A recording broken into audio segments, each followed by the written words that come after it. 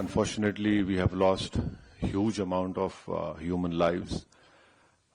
Innocent people have been killed. And the fact of the matter is that this problem emanates from Pakistan only. Unless and until Pakistan stops promoting, aiding, sponsoring all these terrorist groups, this issue will not go away. And India has exercised utmost restraint in dealing with this problem. I don't want to reiterate what the head of my delegation, my honorable good friend Jay Panda, has said. But please understand that India has exercised utmost restraint. After the Pahalgam attack which took place, in which 26 tourists have lost their lives. And please, understand the enormity of this massacre which took place. A girl which got married 6 days ago, on the 7th day she becomes a widow. A girl which got married 2 months ago, she becomes a widow. India has all the wherewithal, and inshallah we have all the means to ensure the safety of not only the Indians, but anyone who lives in India. Because if you see on the 9th or 10th of May, when Pakistan unleashed whatever it had, no amount of damage happened in the mainland India. Yes, in the Poonch area, we know what has happened. But the air defense system, what has been said by the government in the media is that all our technology, all our warfare was able to stop whatever was thrown from a failed state like Pakistan. You're absolutely right, a bomb blast took place in Rameshwaram. Those culprits have been caught. And let me also remind you that the 26/11 incident which took place in Mumbai, Ajmal Kasab was caught. Ajmal Kasab was given all the due process of the law, wherein Ajmal Kasab went through all the legal process of our country, and ultimately the court gave him the punishment.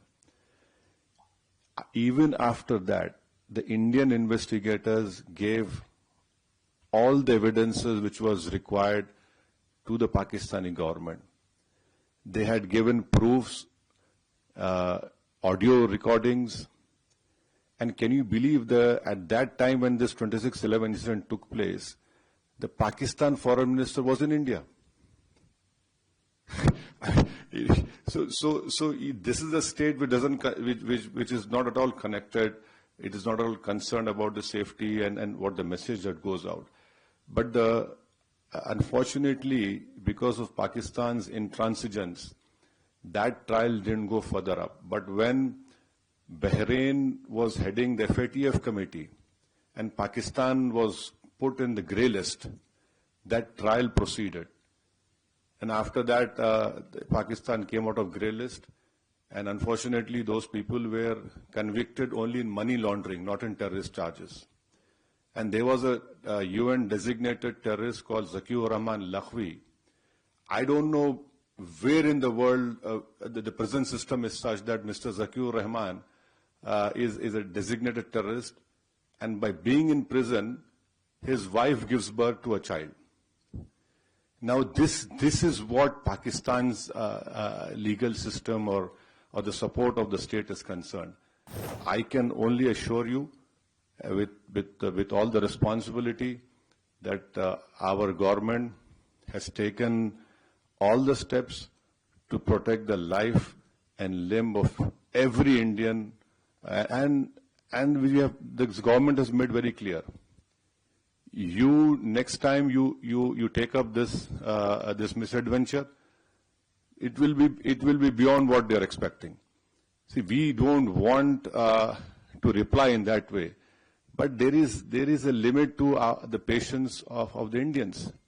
You cannot go on and come into India and kill people. You cannot place bombs. the first terrorist suicide bomb took place in front of Jammu Kashmir Assembly. You had Uri, Pulwama.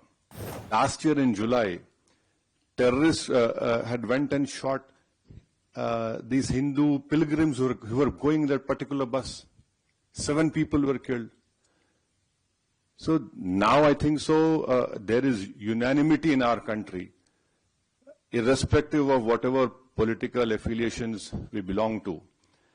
Yes, we have our political differences, but when it comes to the integrity of our country, it is high time that the neighboring country understands. And I would hope and request that the Bahraini government would help us in bringing back Pakistan grey list of FATF. Because this money has been used to support those terrorists.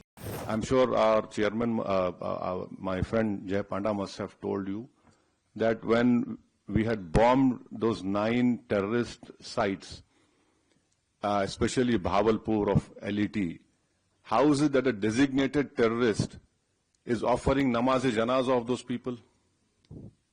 I mean, there is a limit to this shamelessness. So you can be rest assured, and your family is our family. We understand your concern, but inshallah, hopefully, we will see the end of this menace very soon.